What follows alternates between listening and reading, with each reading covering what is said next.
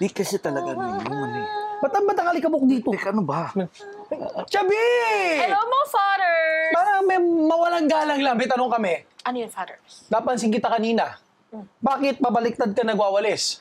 Hindi nyo ba alam na gano'n na ang bago ngayon, Father? Pabaligtad na. Ay, naku. Para nakikita mo yung winawalis mo. Para si Michael Jackson. Bumulo, gumagano'n. Ay, teka, Chubby, may tanong kami. May tanong kami. Chubby. Teka, kasya ba tayo? Kasya. Chubby. Usap pa. Ano ba? Usap. Ang kulit mo. Yan. Chubby. O ano, Father? Hindi mo kwento sa amin bakit napunta yung tindahan dito. Ang layo-layo ng Tayuman. Umabot ka na Malati dito sa paraiso ng Batang Maynila. Malapit tayo Nasa Manila Zoo. Oo, kasama na the donkeys and the monkeys. Ba't ka nandito? Paano ba naman kasi, Father? Si Aling Nena, napaka-toxic na tao. Hala? Paano siya naging Bilangin niyo, toxic? Father, ang arugante, ang yabang, tapos ayaw niya nang maingay tayo. Ay, Lakas ng boses nyo! Naririnig ko kayo, mga fathers! Chubby! Father, No? Sino Talas ng toxic? tego. Sino ka? Sino ka? Ako lang naman, si Aling Nena! Lo! Nena! Toxic ka raw ba talaga, sabi ni Chubby? Ang arugante mo raw! Be! Ay, nako. Isang malaking misteryong bumabalot na naman sa tindahan ni Chubby. Paano naririnig si Chubby ni Aling Nena kahit na ilang kilometro layo niya? At bakit nga ba siya naging toxic? Paano naging toxic si Aling Nena? At sino ba talaga ang tunay na toxic sa kwentong ito? Yan po yung mapag-aalaman po natin ngayong araw na ito sa isa na edisyon, espesyal na edisyon ng Kape. At kabay! Uwi na po ako. hindi ka na. Si Aling Nena. Uwi na po ko.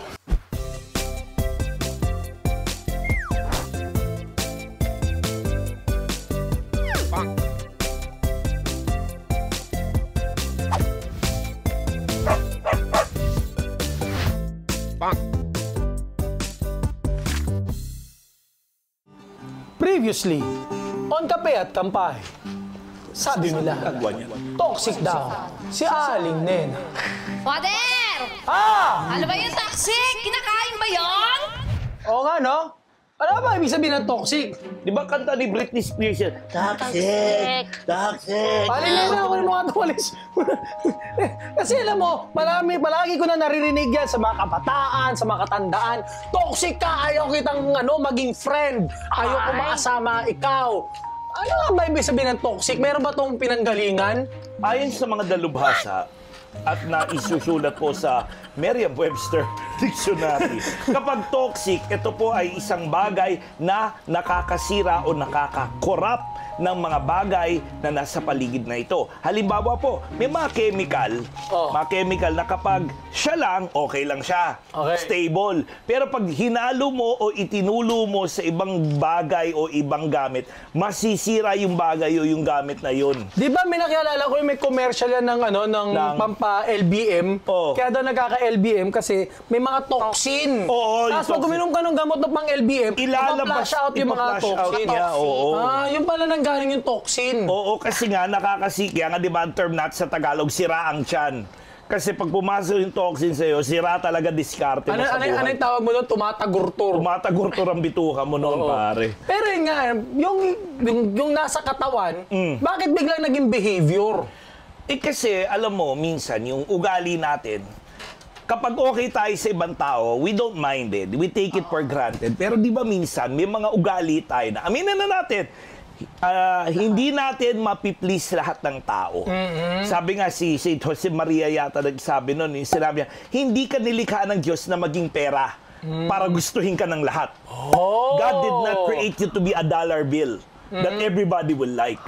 Lahat tayo, meron tayo ugali na like ng iba, meron tayo ugali na hindi like ng ibang tao. Sige, ito magandang maging sharing question Yun, natin. Sige. Ano yung ugali na ayaw mo? Real talk lang tayo ha. Wala po tayo pinatatamaan dito. Ano yung ugali na kinaiinisan mo sa isang tao? Ako, kinaiinisan ko sa isang tao, yung kapag inunahan ko niya, nasa pila ka. tapos biglang sisingit, tapos hindi wala man lang pasintabit, walang dahilan para sumingit sa pila. Yan nakikita ko yun minsan pag yung may mga event kami sa simbahan, pipila para sa pagkain, tapos out of the blue may sisingit. Kita mo, iba gutom na, tapos si isa, bigla na sisingit, at wala man lang, excuse me po. Tapos sumingit na nga, mas marami pa yung kinuha. Oo, tapos syempre lalo na yung pag nasa kaduluduluhan na, yung akala niya wala nang ibang kukuha, ilalagay lahat sa plato. Tapos doon, iuwi na. Oo. Naalala ko, may ganyan kang nangyari sa amin sa isang piyesta eh. Late na siyang dumating. Halatang hindi siya nagsimba kasi yung mga mass goers lang eh. Nagdala ng plato. Yung plato pinuno niya ng kanin. Wow. Tapos umalis.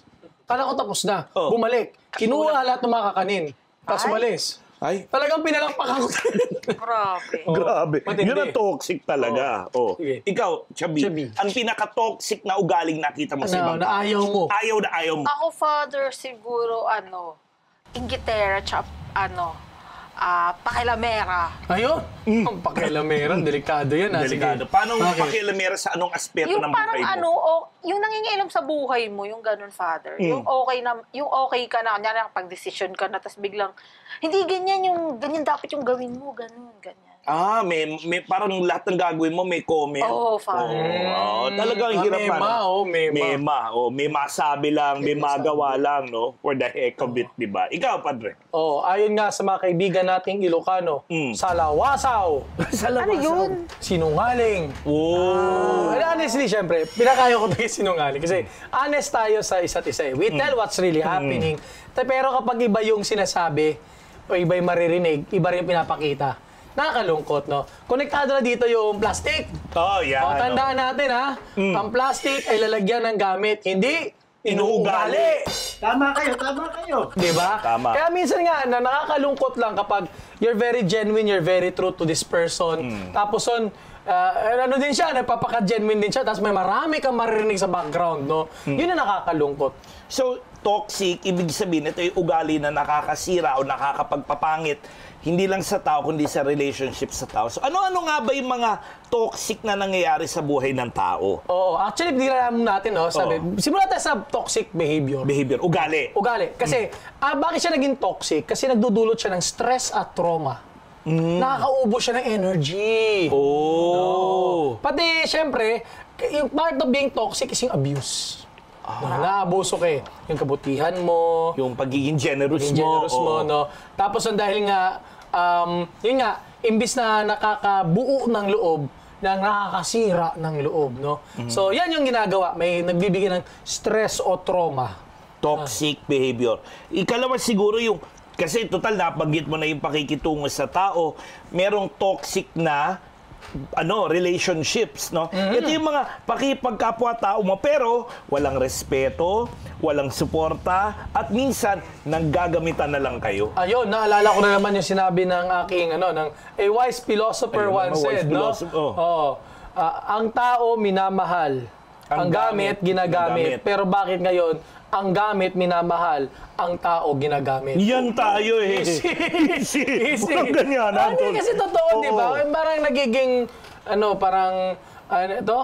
don't want to lose you, but I don't want to use you just to have somebody by my side.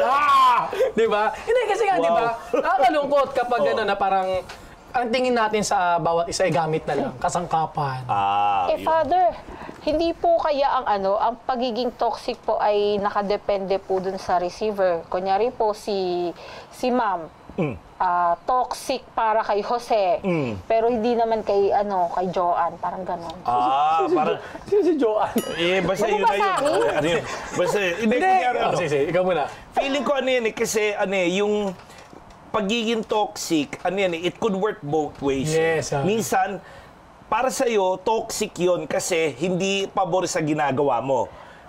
Pero pabor naman sa ibang tao. Pwedeng ganun eh. Sa tingin mo, Padre? Akin, pwede kang maging toxic na giver, pwede ka rin maging toxic na receiver.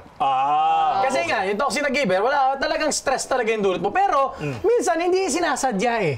Sometimes you just wish the best, no? Oo. Kaya gusto mo na talaga In good faith. In good faith. Oo. China-challenge mo yung tao. Kung umayos ka, ganun, di ba? Oo. Yung pala, toxic behavior na pala yun. Pwede rin sa receiver, baka nga hindi ready, no? Hindi siya disposed na, doon sa feedback man yan, or sa encouragement man yan, o doon sa challenge man yan, kaya dating toxic. Kaya pala minsan yung sa school, di ba, yung may mga estudyante nagre-reklamo, ang lupit ng teacher ko, pero ginawa lang naman ng teacher, alam mo, marami kang pwede gawin, mag-aral ka na mabuti. Feeling tuloy ng estudyante, oh, I'm so hurt, di ba? Oo. Ano lang yun, Father, sensitive. Bakit sensitive lang yun siguro, di ba? Oh. Pero yun nga nakikita din, hindi lang sa toxic behavior, sa toxic relationships, pero kahit sa mga toxic actions. Yung gawaing nakakasira. Oo. Halimbawa, Ano? inggit, Oh, selos. selos. Ano saan mo sa salitang selos? Selos, masasabi ko, ikaw, Father. What can you say about jealousy? Yung Di ba Father, jealousy sa isang bintana? Jealousy yun. kasi yung selos, Father, isa sa mga yung nakakasira, di ba, ng relationship din ng Yung kunyari, parang kapag ikaw may kunyari sa kaibigan, Father, may iba kang friend. Siyempre ako, parang gusto ko sa akin ka lang. Parang pagiging selfish na din yun, Father. Pag lumingon ka, akin ka. Kapag lumingon ka, akin ka. Kasama din dyan, isa pa, distrust. Nagiging... Kawalan ng tiwala. Wala kang tiwala sa isa't isa. Pati minsan yun na, pumapasok at dito yung isa sa mga paborito ng salita, yung gaslighting. Ano nga ba yung gaslighting? Yun Yung yung gaslighting. di ba yung Shalane? Easy! Yung Ba yun sa gaslighting! Toy Story? Ay, iba pala yun. Iba yun Buzz Lightyear pala yun. Ay! Nagigit, pipili na rin ako. Yan, gitna. Yung gaslighting kasi ay isang ugali kung saan pinaproject mo ngayon, pinagpatakpan mo ngayon yung iyong maling behavior, thinking, actually, yung may problema, yung nag-iisip, para sinasabi mo sa kanya, ano lang yan, iniisip mo lang yan, guni-guni mo lang yan, praning ka lang, kumbaga, problema mo, pero pinasa mo sa iba. Tapos nun, to the expense na parang siya yung insane, Siya yung may problema. siya yung may problema, hindi Pero ikaw. actually, ikaw yun. Yes. Pinamumukha mo lang na problema niya yun. Problema mo yan. Oo. Ganon, di ba? Okay. Yan, nakakalungkot yun kasi, minsan isa pa, yung, ay, paborito nating kataga to. Ano? Ito, Chabi, matanong kita, what is the opposite of love? Opposite of love. Oo. What is the opposite of love? Ano kabaliktaran ng pagmamahal? Ng love. Ano? What is the opposite of love? Mahina. Ano ba? Manalay no? Hate? Hatred. Sabi ng angel ko. Hindi. Ano? The opposite of love is control. Diba? Kaya... Diba? Kasi nga, kapag nagmamahal ka, hayaan mo yung tao na Mag-grow. maging malaya. Makilala ang sarili. Oo. Pero kapag nagiging controlling ka na, no, para ka na may controller ng PlayStation o kaya ng remote control. O, di ba nananakal na talaga? Oo, parang nananakal na, no? Parang hindi mo na binigyan ng pagkakataon na lumago. Pasa ka na naman, sino naman yung kasama mo? Mga ganon, di ba? Oo, tama. Yun, kasama yun sa mga toxic behavior. So, pero, di ba sabi nga ni Chubby kanina, para naman sa ibang tao, baka mamaya kailangan nila yon. Baka naman, pwede mo tignan ang pagiging toxic in a positive way. Naku, favorite topic natin to. Di ba? Hindi lahat ng negative, ng toxic ay negative. Okay. Meron din tayo tinatawag na toxic positivity. Parang narinig ko na yan. Oo, may mga nawawalan ng Ganun Facebook pala, page. Easy. Ayan, sige. Oo. Ano nangyayari dito? Well, nangyayari sa buhay, may pagsubok talaga, may problema, may negative emotions. Pero, i-recognize natin itong mga emotions na to because these are very valid. Ang totoo yung sasabing, think positive, Think positive, oo. stay positive, look Focus at the lang. bright side, focus lang sa maganda. Oo. Pero, wag nating i-deny namin negative emotions na nangyayari sa atin. Yun yung nagiging toxic kasi parang dinismiss mo lang agad yung negative para positive na lang. Kasama sa proseso ng paglago yung mga negativity na nangyayari sa atin eh. Okay, kung ganun rin lang naman pala, pwede ka maging toxic sa maling gawain, pero pwede ka rin maging toxic pag dinideny mo yung mga hindi maganda nangyayari. Aminin na natin, lahat tayo, in one way or another, naging toxic din. Actually, yun nga, yung toxic positivity, medyo babantayan natin to. Oo. Actually, minsan guilty tayo dito, no? Oo, correct. Pag may problema, ano sabihin mo? Ano Diba? everything happens for a reason. Or kunyari, ganun, diba? yung, pag kunyari hindi mo nakuha yung gusto mo, yung hindi naman lahat binibigay sa'yo at ibibigay yun sa'yo at the proper time. Pwede din, Oo, di ba? diba? Pero maganda yung mga, Maganda yun, di ba? yung mga advice yun. Kailan, nagiging toxic lang siya pag hindi natin nire-recognize that there's also something that is hurtful that is happening in us. Parang always look at the good side, always look at the brighter side.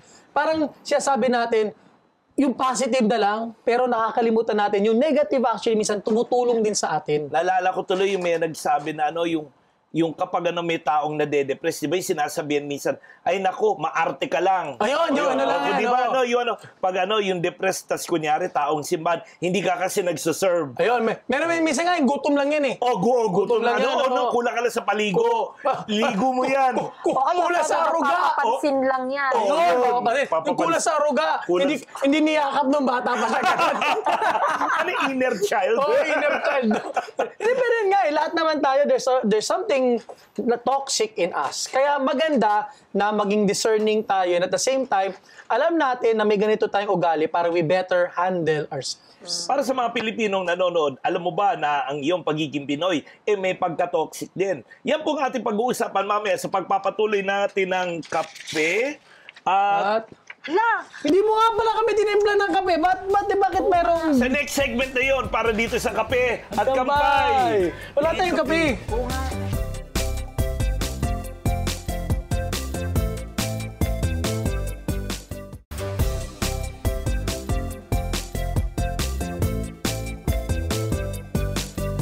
Akala ko ba ako ang mahal mo? pabili naman. At ako ang... Ano bibili mo? Galit ka ba? Ano? Chubby. What? Ano chubby oh? Alam mo, ikaw talaga dati.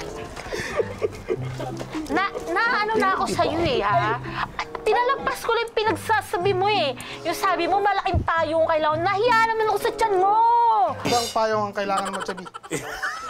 Tsaka, may nabalitaan ako na hindi ka daw kasya doon sa sasakyan. Oh, ano? Nabalitaan din ako, chubby. Ano? Sumakay ka doon sa sakyan ni Kuya Jigo, sumayad yung bumper. Uy, parang kasama ka doon. Teka, Para tayo sa face to face. mamaya lumabas. Ano ba to? Tindahan ba to? Ano? Nagsimula na kasi sa kayo. Tayo, see available sa TV Maria, 200 pesos lang po. Yun. Okay. Diba? Pero bakit yung payo napunta sa tiyan, di ba? Pati umabot sa usapang di kasya sa kotse. Ayaw nga parang nako. Ay, nako. Chubby, mawala Sige lang na, ako. mama, imalis ka Baka dito. buta pa ako ng ulan dito. Sayang yung payo. Sige. Pero payong na yun, no? Hindi kasya si Chubby. Siya ang hindi kasya, father. Ha? Hindi siya kasya sa kotse niya, no? Ate. Eh kasi marami kami noon puro malalaki, kaya sumaya. Pero seryoso sumayad. Ganun na, father. Alam mo, masyado tayo real Hindi talk natin dito eh. mapipigilan yun. Okay, sige na. Masyado tayo real talk Real dito. talk na. Nagkakanaita na tayo. Itigil na laro. Itigil na laro. Tignan na natin to. Pack up. Baka uwi na tayo. Tama. Maraming salamat po. Wag. Real talk lang tayo, no? Yo, tingnan mo, di ba? Konting isang kwento lang, isang pangyayari na matagal ng lipas, nagkaaway-away tuloy Oo, dito. matagal na lipas. Salamat sa larawang kupas. Diba? Pero nakakainis, di ba? Kasi Akala ko, tayo okay, mga galing sa Pilipino, tipas.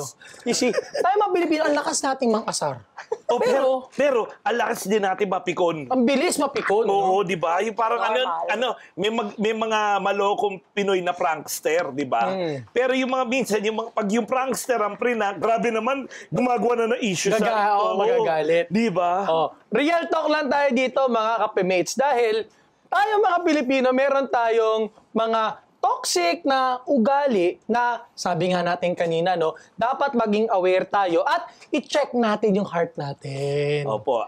Pasintabi po sa mga manonood, hindi po natin sinisiraan na ating kapwa Pilipino. Real talk lang po. Ito po yung napansin. Ayon sa aming Sa lawak ng ating karanasan at sa pagtatanong po namin sa mga tao, minsan nagtanong po kami online, ano ba ang mga toxic na ugaling Pinoy na malaking problema sa buhay mo? At sumagot naman sila. Oo, ito po yung nanggaling po sa isang totoong commission na survey. Oo. Hahatid sa inyo ng Spotlight Radio Philippines. Pero yun nga, magandang isa-isahin natin. Lima yung top 5 yun. toxic na ugali ng isang Pinoy. Sige. Na again, Hindi para ibaba ang ating sarili, kundi para maging aware tayo na, ay, toxic pala ang ugaling ito. Para matuto tayo at madala naman siguro tayo. Katulad ng nangyari sa kanila. Baka hindi na bumalik si Dante, pinalayas mo, hindi mo pa pinagbentan, bibili lang ng ano. Paano kung mag-sorry si Dante sa'yo? Papatawarin mo ba? Depende kung may dala siyang Yan tayo. May peace offering pa eh. Sige, number one. Number one. Oo. Umamin na tayo. Isa sa ating toxic na ugali, ang pagiging mema. Mema. Mema post, mema comment, may masabi lang. Oo. Para lang, alam mo tayo, meron tayong ugali na tayo ang gusto natin nagtatapos ng sentence. Totoo, di ba? Oo, Okay, di ba? Sample. Paano nga? Kumari, parang sa buhay ng tao, kailangan natin ng disiplina. Tapos dudugtungan mo yun. At ito, disiplina ito, di ba? Parang gano'n, dapat ikaw yung final word, yung final say. May gano'n tayo eh. Palaging merong dapat na komento, maganda man o hindi, na minsan, yung hindi magandang komento yung nagiging ending. At minsan, di ba, meron tayong kasabihan, no? Parang, if you don't have anything good to say, don't say nothing at all. isi yun. Di ba yun? The smile on your face yun eh. Pero yun, di ba? Tinapos ko yun. Oh, yun, di ba? Ganon, di ba? Mema post, mema comment, mema sabi lang. Na kahit na hindi naman necessary, hindi naman kailangan, hindi naman helpful. Naalala ko naman kay Pope Francis, yung think. Is it, ano itong letter T? Is it true? Is it helpful? Is it inspiring? Is it necessary? Is it kahit, alam ko na top 5 na natin to ng minsan sa isang previous episode. Yes. Yun nga, kahit na hindi natin pinag-iisipan, tira lang tayo ng tira, banat lang tayo ng banat. Kaya di ba minsan yung siyempre, ginawa mo one time, ang daming comment yun, iba aayusin mo. At kahit inayos mo na yung gusto nilang ipaayos sa'yo, may comment pa rin. Tapos minsan, okay lang sana kung yung comment kahit may mga konting sablay, encouraging. Minsan di ka naman nadala yung pa rin ang mali mo di ba? Batay solid ang pangit naman yan. Di ba? Pag sabihan ka, ang pangit naman yan, sabi mo, parang ikaw. Sige, tama na. So, mema. Sige, mema. Number 2. Number 2, ito po, pasintabi po sa mga pamilyang Pilipino, may mga toxic Filipino family values tayo. Halimbawa, ito nangyayari madalas kapag may family reunion. At may Biktima tayong lahat dito. Di ba? Biktima tayong lahat dito. Dumating yung tiyuhin o tiyahing galing either sa abroad o sa probinsya. Tapos dumating na Maynila. Tapos nakita ka. Ano yan? Meron yan kagad may Q&A. Parang si Tito Boy. Tito Boy, no? May Q&A yan. Number 1, ba't ang taba mo? Number 2, mag-iingat ka. Marami tinatamaan. Kahit yung mga nandun sa likod ng camera. yan. Oo na. Di ba yun? Pangalawa, ba't wala ka pang asawa? O minsan, pinaka-basic, wala ka pang boyfriend, girlfriend. Bakit ka na kinuha mong course? Ba't diyan ka nag-aral? Ba't di ka tumulad sa pinsan mo? Yun. Di ba yung mga ganon? Actually, hindi lang daw Pinoy yun. Asian daw yun It's an Asian thing. Na i-compare ka bigla doon sa iba mong kaanak. At Ginawa parang contest yung buhay ng tao, di ba? Yung family reunion, nagiging tuloy para recognition day. Kaya di ba, ewan ko yung mga naabutan pa yung panahon ko, pag family reunion, nagiging talent show Nagsasayawan yung mga Sino yung nagpapiano, sino yung nagigitara, sino yung sumasayaw. Kahit na batang musmuso, sige, sayaw. Tapos bibigyan ng 20 pesos. Oo. Di ba? Nakaka-relate ka ba doon, Chabi? Oo ka na kanina. Opo. Ganun, pag may mga ina-attenan kaming family reunion, father. Oo. Di ba yung parang Tapos ano yan, may guardian angel ka na rin ba? Yan. Yun. Siya lang ang feeling nakaahon. Siya lang yung Bigyan mo, basahin mo. Sabi po, siya lang ang feeling nakaahon sa buhay. Matapobre. Oo, kasi nga minsan parang kuwari, meron naman tayong kapatid na umahon sa kahirapan, di ba? Bigla nakapunta lang sa ibang bansa, akala na niya, siya na yung pinakamagaling. Kung di ka naman makapunta dyan sa ibang bansa, kung di, alam mo na, couple-couple, di ba? Maraming ganun Kaya minsan, kahit sa sarili natin mga pamilya, may mga ugali tayo na hindi nakakatulong sa bawat miyembro, di ba? But minsan yung nakaka-trigger din yan ng mga Ayan, anxiety, depression. Napapa-question ka sa mga life choices mo. Tama ba itong pinili ko? Kinuha kong kurso, fine arts, dapat nag-engineering ako. Oo, kasi lahat ng bisa mo, engineer. Pati isa pa yung... ganyan. Diba? Pati ganun yung ma'am, sayang pala, nagpari pa ako. Wala nga pala akong wala palang iiwang, yung magtutuloy ng lahi ng tatay ko. Kasi nga, mga kapatid ko, babae, tapos nagpari pa ako. Nangyayari yun minsan. Totoo yun. Kaya minsan even sa mga pamilya, tayo yung family natin mismo nag-harbor ng mga ganong toxic na traits eh. Yun. So yun. Ano pa? Ito, favorite ko. At ito, napaka-relevant. Relevant for daily life. A world famous coach once said, Okay. no, ang Pinoy, bawal matalo. Pero sa Pilipinas, bawal matalo eh. Diba? Dito sa ating mga Pinoy, bawal matalo. Oo, pero totoo yun. Dahil nga contest sa atin ang buhay, competition sa atin ang buhay. Walang natatalong Pilipino. Pero merong... Nadadaya. Lahat ng Pilipino nadadaya. Election, basketball, boxing, beauty contest, Olympics, lahat nadadaya. Singing contest, walang natatalo. ultimo nga himano, di ba yung mga beauty pageant sa parokya? Pati sa mga barangay, Mutya di ng ba? parokya, di ba? Niluto. May naalala kung ganyan. Di ba may isang parokya na ganyan sa atin? Nagka-protestahan. Kasi binago daw bigla yung rules. Yung rules. Last minute, binago yung rules para manalo daw yung manok. Di ba? Pero totoo yun. Kasi nga, I don't know, we Filipinos are proud winners but very sore losers. O talaga siguro lang yung dahil sa dami ng mga pinagdaanan natin mga Pilipino as a nation, di ba?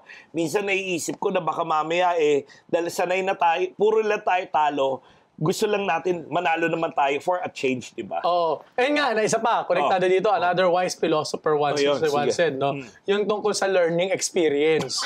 Alam nyo, sa totoo lang Pasintabi po pasintabi. Ito po, hindi po ito, pero yung disclaimer natin, the views and opinions expressed in this program is just the views and opinions of the speaker. Okay, sige, go. Sa totoo lang, syempre, mahalaga ang learning experience. Pero kung lahat na lang learning experience, wala kang improvement, hindi ka nagbabago, no? Ganun pa rin, 'di ba? Parang there's something wrong. May mali. Kaya lang yun nga, minsan din dinidiscount din natin yung losing as a learning experience. Hindi ko gina-justify pero tama rin sinabi niya Learning experience yung practice. Pero sa execution dapat marunong ka na. Kaya lang yun nga, bawal matalo kahit pumalpak ka sa execution, failure ka. Parang it's win or lose, there's nothing in between. Oo nga Wala ka rin choice. Pag nanalo ka, pagyayabang ka. Pag natalo ka, yari ka. Oo, nakakahiya. Kinakahiya umami ng pagkatalo. Walang proud na first runner-up. Walang proud na second place. Oo. Diba? Wala kang proud na consolation prize. Pag consolation prize ka, pagtatawanan ka pa. Diba? Ano yung participation award? Para sa Paralympics, ang Diocese of Parañaque, palagi tayo best in uniform for several years. For several, buti nag-champion. Diba? Pero yun nga, bawal sa Pilipino ang matalo.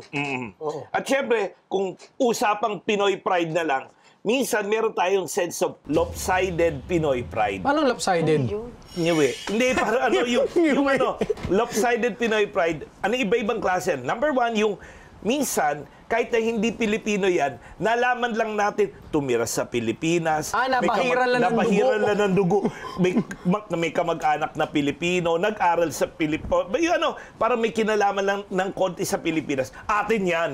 Inaangkin na natin. Pilipino yan. Kahit na makikita mo yung stats nung tao, di naman siya Pinoy taga-ibang bansa siya. Pero dahil lumaki sa Pilipinas, nagstay sa Pilipinas, parang atin yan, inaangkin natin. Inaangkin mo na kagad. Kaya tuloy yung mga kababayan talaga ng tao, naiilang sa teka, di naman yan sa inyo nanggaling. Lahat na lang Pinoy. Oo, lahat na lang Pinoy. Lahat hahanapan natin ng angle na Pinoy. At syempre, dahil kung Pinoy yan, sumikat yan, nanalo yan, kasama natin sa tagumpay. Pero pag yan natalo, magkakaiwanan. Oo. Yun yung nakakalungkot din kasi minsan nga, kapag, alam mo yun, yung sama-sama tayong umangat, pero pag nagbagsakan, bahala kayo dyan. Bahala kayo dyan, di ba? Diba? At minsan nga, parang ang dami-dami natin mga Filipino sensations. Sa larangan ng sports, arts, theater, etc. Kapag sumikat, sikat. Pero kapag bumagsak, lagapak. Oo. At kawawa. Oo. Kawawa. Kaya minsan hirap bumawi, hirap bumangon ulit. No? Oh, panglima. Yun. Panglima, ang Pinoy. Ang Pinoy daw, ano yun? May guardian angel. Guardian angel. Nawala. Kasama sa tagumpay. Basa. Kasama sa tagumpay, pero wala sa pagbagsak. Tapos ano yung addition? Hindi na nga na kasama sa pagkatalo. Nanisi pa. Ayun! Ay! Ako! Yan yung paninisi na yan, no? Oo, meron kasi iba matataas yung IQ eh. Si IQ man, shoutout sa'yo. Alam ko hindi ka nanonood ng programa to, pero natawag ko na siya IQ man. Kapag naglalaro ka ng laro, magpatalo, okay na. Better luck next time. Pero ito, grabe eh. Natalo na nga, nanisi pa.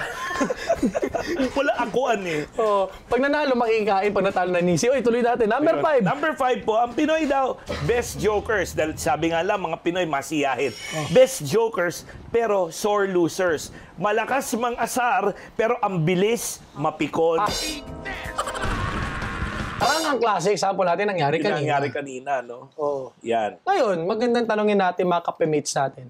Ano pa ba ang mga ibang ugaling Pinoy na toxic? Huh? At siguro maganda rin, no? Baka naman yung ating toxic na ugali, kung ikukumpara natin sa values na tinuro ni Jesus, baka pwede naman natin baliktarin from being toxic to life-giving. Si Jesus, tinuruan niya tayo na paano tratuhin na ibang tao pagdating sa mga pagkukulang nila at pagkakamali. Di ba anong ginagawa niya? Ano? He looked at people with love. Oo, he looked at people with love. Tapos minsan, he confronts them with their mistakes. Oh, di ba? Hindi naman si Jesus plastic na parang pag may mali. Oo. Ayun, sige, galingan niya pa. Hindi naman ganun eh. Sasabihin niya, kaya nga yung mga scribes and Pharisees, palagi niya kabanggaan eh. Kahit nga yung mga alagad niya, di ba? Oh, napapagalit. Naboboljak pa nga minsan, di ba? Oo. Tapos siyempre after noon, usad, hindi pwedeng, you cannot stay there in your sin or in your fault. You need to rise up and move forward. Hindi siya mahilig mag-throwback. Oo, at Kasi- hindi siya mahilig yung magsentimiento de asukal. Pero kasi mga Pinoy mahilig mag-throwback. Yung magkakamali na months, years ago, ibabalik pa. Yung kuwari, ikaw kasi, nung balaga pa ako, ganyan. At tawag din ba ungkatan? Oo, ungkatan. Yung ungkatan Kasama yun. festival, no? Speaking of ungkatan, Ayun, Father, yung mga utang nyo, kasama yan sa toxic na pag-uugali. Yung utang ng utang, tapos hindi. Binabayaran. Tapos ibablock ka sa Facebook. Ay, Easy. walang ganyan, ha? Easy. Walang ganyan, ha? Pero, Oh. toxic yun. Sige. Kaya nga po, sa mga kakapi-mates natin, tama na. Tama na raw. Toxic ka na sa atin. Abangan po natin, paano ba natin ma-overcome yung pagiging toxic ng buhay natin? Abangan po natin sa next segment yan ng Kape. At kambay. Bote na lang tinumin ko. Yan, okay.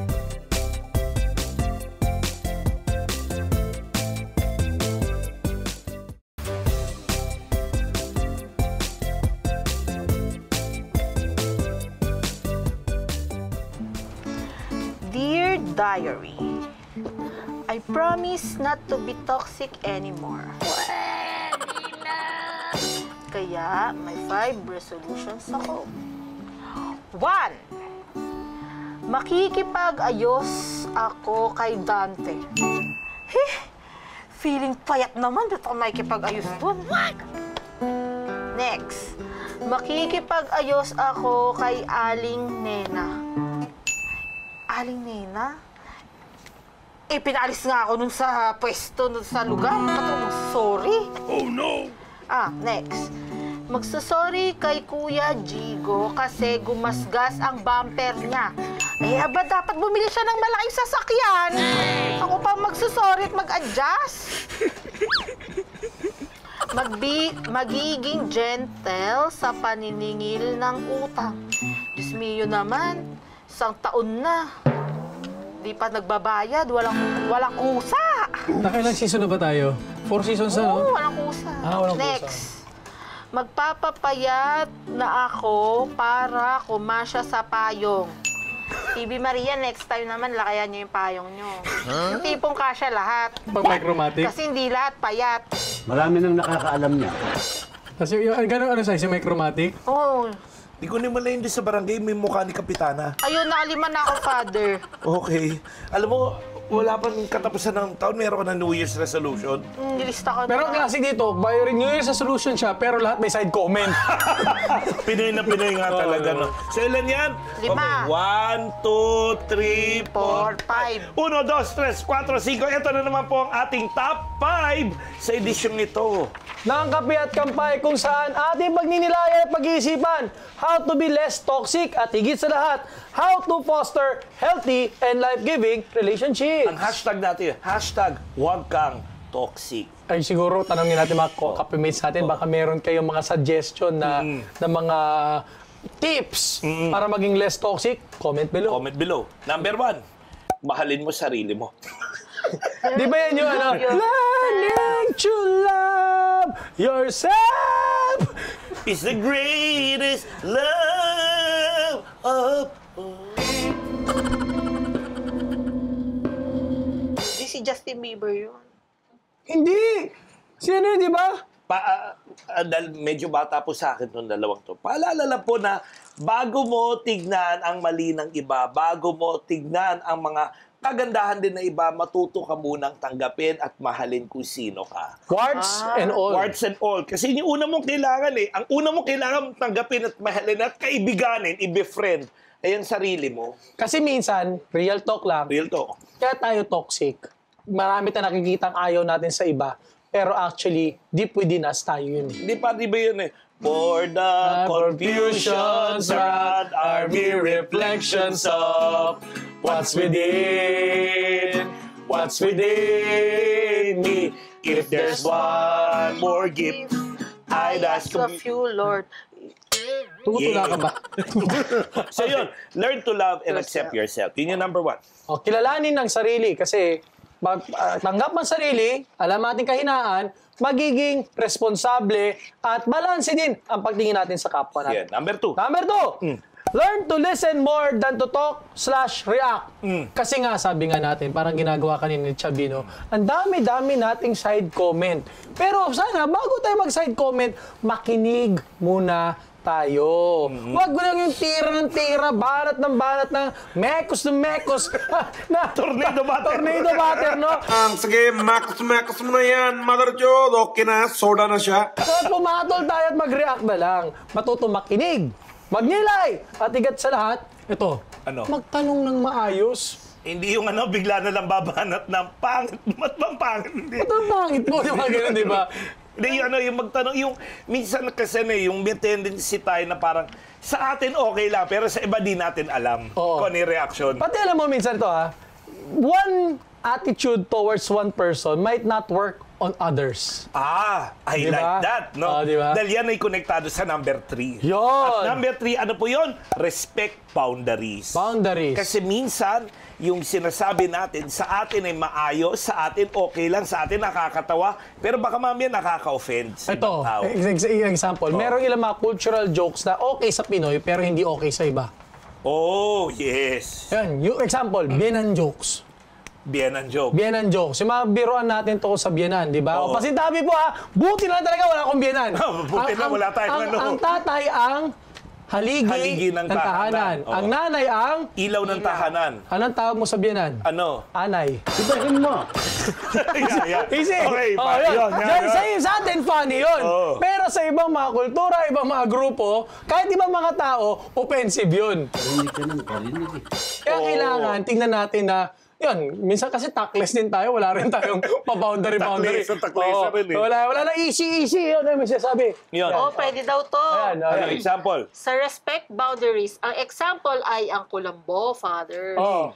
Pwede ang hangin, pero bawal ang lamok. A wise philosopher once said. no? A wise philosopher named Sharon Joy Isla. Ayun. Diba? Guardian angel mo. Guardian Pero yun, di ba angel. yung hindi lahat ng bagay, okay. Yung parang, merong kailangan din na sensitivity rin sa kausap natin. Naalala ko, meron ganyan sensitivity training, di ba? Oh, yeah. Hindi, naalala ko, nasa seminaryo pa ako, may mga pinag-sensitivity training sa amin. Kasi nga, minsan nga, masyado kaming straightforward, no? Ewan ko, baka it's just our upbringing, it's just our nature. Pero, yung pagiging sensitibo sa isa't isa, no? Baka hindi kasi lahat ng brand ng jokes, yung ating, yung ating humor, di ba? Yung dark humor, di ba? Hindi lahat kasi yung iba sa kanila, sa iba, tuwang-tuwang doon. Meron din naman they find it, tasteless, no? Or minsan, sometimes we mean well, pero iba yung understanding ng tao. Halimbawa, sige, balik tayo doon sa mga tanong kapag family reunion. Bakit yan ang kinuha mong course? Siguro, si tito mo, si tita mo, he or she just means well sa tanong na yan. Kaya huwag ka magpa-apekto. Pero aminin na natin, ang sakit. Oo. Diba? Hindi kasi nga, baka nga, di ba? Kasi nga, yan, keeping family traditions. Lahat kayo, puro doktor. Ikaw lang nag-fine arts. Mga ganun, lahat diba? sila engineer, ikaw lang veterinarian. Di ba? Ganun, diba? Perhaps they mean well, pero nga, it will become really offensive to us. Siguro, nasa manner of delivery din. Di ba? May iba yung tanong na, ay, bakit hindi ka pa nag-aasawa sa... Ba't di ka pa nag-aasawa? Iba yung sa tono. Diba? Kaya yun nga, kasama sa boundaries yan, yung also distinguishing, also knowing how we deliver our feedback, our opinion. Yun. Number 4 ay agree to disagree. I like that. Hindi mo kailangan i-please lahat ng tao. You don't have to please everybody. Ang importante, maging sincere, maging totoo ka sa harap ng tao nang hindi nagpapaka-plastic at walang halong bola. Totoo na sana siya eh. Kaya nga bumalik na eh. Pero alam mo, maganda yun eh. Meron naman tayong a wise philosopher once said. And we are not called to please everybody, but we are called to love everyone. Kasi yung pleasing, ang nangyayari kasi, di ba, parang ginagawa mo isang bagay para makakuha ka ng pabor eh. Di ba pleasing yun yung di ba? Pleasing personality. Yung criteria for judging sa mga beauty contest, di ba? Akala ko yung sa pag-hire ng empleyado. Easy. Yan tayo eh. Pero yun nga eh, di ba? Patatas na naman pero yan. Pero yun nga, kasi yung pag-please, at bakit ba tayo nagpi-please? Kasi gusto mo tanggapin ka ng tao eh. Pero yung pagtanggap naman is not much of what we do, di ba? Pero it's a gift. Biyaya ito, binibigay ito eh. Yung pagtanggap, yung pagmamahal. Di ba nga sabi nga ni Ate Shawi, maging sino ka man. Di ba? Mamahalin kita, maging sino ka man. Mahal kita, basta mahal kita. Mababasagan ka na naman ng memes dyan. Pero ito, sa totoo lang din, ang nangyayari din kasi sa atin mga Pilipino, ang extremes natin eh. Minsan, sobrang nating critical sa isa't isa. We criticize too much. Pero minsan, sobra man din tayo mambola. Di ba? Di ba? Pa-impress, di ba? Pa-impress, di ba? We're so proud of you. Di ba? Tapos yung ini-impress, pa-fall naman. Pa-fall naman, Alam mo kasi yung toxicity, hindi lang yan yung nasa nagde-deliver eh. Nasa tumatanggap din yan, Di ba? Kaya yung agree to disagree, I agree. I agree. Hindi kasi agree to disagree, meaning, siguro, hindi nga tayo magkakapareho ng opinion o ng pinagkakasunduan ng prinsipyo. Pero sa uli, yung respeto, alam natin, we might have different opinions about things, but at the end of it all, we're still friends. We still care for one another. Kaya nga minsan, di ba meron tayong yung mga magkaklasing pari na medyo nakakatanda sa atin, di ba? Minsan, pag nakakasama natin sila, pag mag-asaran sila, grabe. Brutal. Brutal talaga. Pero, at the end of the day, sila magkakatropa sa pagkapare, sa kanilang buhay, mula seminaryo hanggang ministry, di ba? Na nare-realize mo na, minsan you can really just agree to disagree and remain friends. Tama yan. Which brings us to number 5. Yan. Number 5, appreciate both negatives and positives in your life. Again, ang buhay ng tao, masayang tunay, hindi. Ang buhay ng tao, ang buhay. Ang buhay ng tao, di ba, it's a cycle of ups and downs. Let us not romanticize. Parang gulong ng Gulong ng buhay. Patuloy. Ang buhay ng tao, ito huwag natin i-romanticize yung downs. Kasi minsan ang ginagawa natin, nire-romanticize natin masyado yung downs. Parang nire-romanticize? Na parang yun nga na, pagsubok lang yan, pagkabigot, alinlangan, gumugulo sa isipan, mga pagsubok lamang yan, huwag mong itigil ang laban. Hindi lang ikaw ang nagdurusa at hindi lang ikaw ang lumuluwa. Mamaya may lyrics ng bababa dito sa atin. Hindi kasi di ba minsan nire-romanticize natin yung mga pagkakamali sa buhay. Okay, it's good to look or find for the silver lining. Oo, sabi nga ni Catriona. Ano ba na si Pia Wurzbach? Catriona. Catriona, Catriona, Catriona. It's good to look for a silver lining, pero wag naman natin overkill yung paghahanap ng positives in the negative. At the same time, yung positive din naman, wag din po tayo masyadong mayabang. Yeah, kaya bawal Still ang talk. Dapat it should still teach us to be humble, to set our feet on the ground. Kaya po, muli po, 5 life hacks para iwasan maging toxic at maging life-giving sa iyong buhay. Number 1, learn to love and accept yourself. Bago mo matanggap ang kapwa mo, tanggapin mo at kilalanin, kaibiganin ang iyong sarili. Number 2, learn to listen more than to talk or react. Makinig muna, maging mapagkilatis, at magtanong, alamin ang buong kwento. Number 3, respect boundaries. Tandaan mo na hindi lahat na sinasabi natin ay okay at hindi naman dapat lahat na sinasabi natin ay makakabola ng iba. Tandaan natin, maging sensitive tayo sa nararamdaman ng ating kausap. Number 4, agree to disagree. May mga bagay na hindi tayo mapapagkasunduan, pero sa huli, magkakapatid tayo at ang nais lang natin yung nakabubuti sa bawat isa. At number 5, appreciate what is positive and negative sa buhay. Don't romanticize yung mga negative sa buhay mo, pero wag rin naman toxic positivity. Live life to the full, live life as it is. Oo. Kaya sana po, mas maging life-giving at maging healthy tayo dito sa ating kwentuhan sa Kape At Kampay.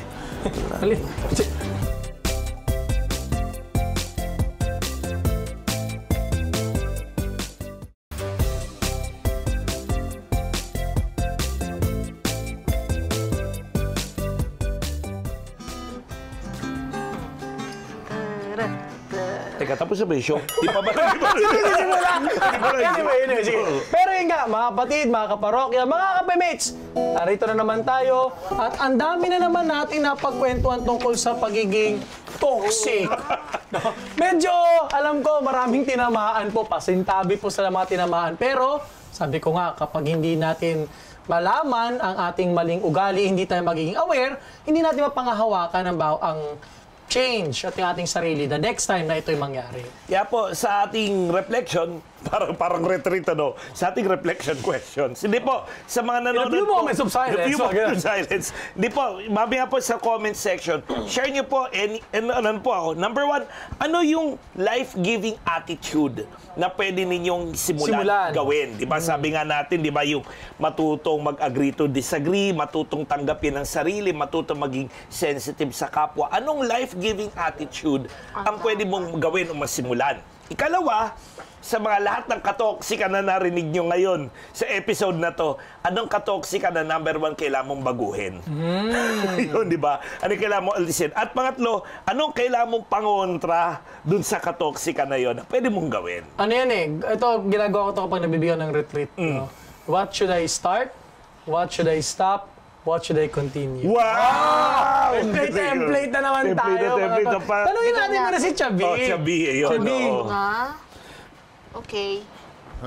Yan na. Ano? Okay.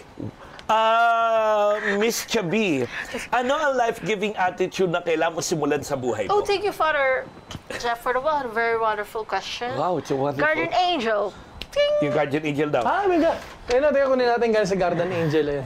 Hoy, taga lang! Hindi na po kailangan lumayo. Nandito Ang ganda ng sulat ng guardian angel. Yeah. Kaya, sige, magsalita. So, what is your the life-giving attitude na kailangan mo simulan sa buhay mo? Life-giving attitude. Being organized. Pero organized naman ako eh. Ayun Pero, Kaya na naman yung basa yung comment mo eh. and then, in addition to that, Father, kasi dito, agree to disagree. Don't try to please everyone.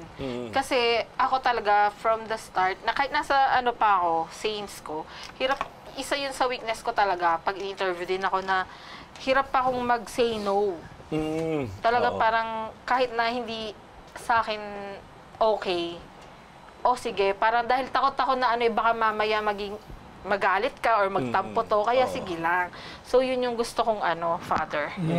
Okay. Sige, isang run muna tayo. Ayun. Tapos, lahat ay, tayo. isa-isa na?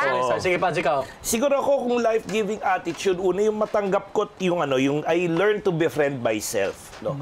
Siguro habang tumatanda ako, nakikita ko lalo yung yung limits ng pagkatao ko, yung limits ng ugali ko. Nakikita ko rin yun, lalo na nung naging pari ako, nakikita ko even yung personality ko, may epekto sa tao. pag bad trip ako, pag masaya ako, pag busangot ang buhay ko for that particular day, ramdam ng mga tao, ng mga parishioner. I guess it will start with really befriending who I am. Yun. Ikaw, Pads. Sa akin, yung life-giving na attitude na dapat kong simulan, actually, it's more of yung, yung pagiging soft, may malambot yung puso, no? Pusong mamon. Hindi mo pusong mamon. Siopaw. Pero, kilala mo naman tayo, masyado tayong highly competitive. Pandilimon. See? Alam mo, masyado tayo minsan competitive na minsan, pati yung pagiging competitive na dadala sa mga relationships. Okay. Na parang, we want to bring out the best in each other! Di ba? Yun. Let's go! Ganun yan, di ba? Parang kang coach. Di ba yun? Si Coach Kev. Ay, Coach, easy. Hindi kasi totoo naman. Minsan nga, gusto natin, we just want to bring out the best. Pero I think I have to be more gentle. Yan. Kasi nga, may mga bagay na, you want to bring out the best, pero hindi lahat ng tao kasing level mo siguro sa competitive fire, sa kakayahan, sa bilis, no? Pero yun nga, kailangan respetuhin siguro yung differences ng isa't isa. So, okay lang yung bringing out the best, pero maging sensitive sa kanya-kanyang biyahe o kanya-kanyang paraan ng mga tao. Yun. Sige. Chubby, Miss Chubby, second yeah? question. What toxic attitude should you stop? I think my toxic attitude Yeah, to stop is first being the walkout queen and then na mainit ang ulo. Ang gulo na naman, ang gulo magsalita eh. Teka. Paki-emphasize po yung Hindi. walkout queen. Or are there certain instances in your life that you walk Hindi, out? Father, kasi minsan pag napipikong ka na imbis na magsalita ka ng alam mong makakasakit sa'yo, umalis ka na lang. Yun. Yung parang wag mo nang palalimin yung katoksikan. Oo, parang imbis na, kasi syempre ikaw pag naano ka na, nyari, na-hurt ka, syempre alam mo na marami kang masasabi dun sa tao. So para hindi na lang, wala ka na lang masabing, alam mo maikasasakit niyan. Alis na lang ako. Then second, yung pagiging mainitin ng ulo, kasi dito talaga, lalo na siguro pag yung sa yung sa taong komportable ka na, yun, parang mabilis talaga umit yung ulo. Parang konting lang, hanggang. Halata naman, nakita namin kanina. Obvious nga. Kawawa Hindi, si totoo Dante. talaga to, Kawawa talaga Father. si Dante. Nahawa na. Kay Dante? Ayan na naman, meron. Hindi ako kung yung if there's one toxic attitude, yung pagiging, yun tulad yung kay Chubby, yung there's yung desire to please everybody. Kasi parang, siyempre, ayaw natin ng away, ayaw natin ng gulo, pero minsan, dahil doon, we begin to compromise on a lot of things sa buhay natin, sa buhay ko. Kaya, I guess, kailangan matutunan ko rin na maging matibay pag may hindi magandang feedback, pag may pag merong mga kailangan i-correct o baguhin sa buhay ko, kailangan matanggap ko pa rin ang buo sa puso ko.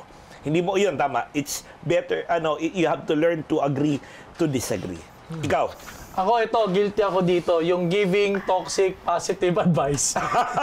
Minsan diba, kahit sa mga kwentuhan natin bilang magkakaibigan, laban lang! Kaya mo yan! Tuloy mo lang. Tuloy mo lang, diba? Mga gano'n na parang may mas magandang darating. May mga gano'n na minsan, madali nating, mahirap.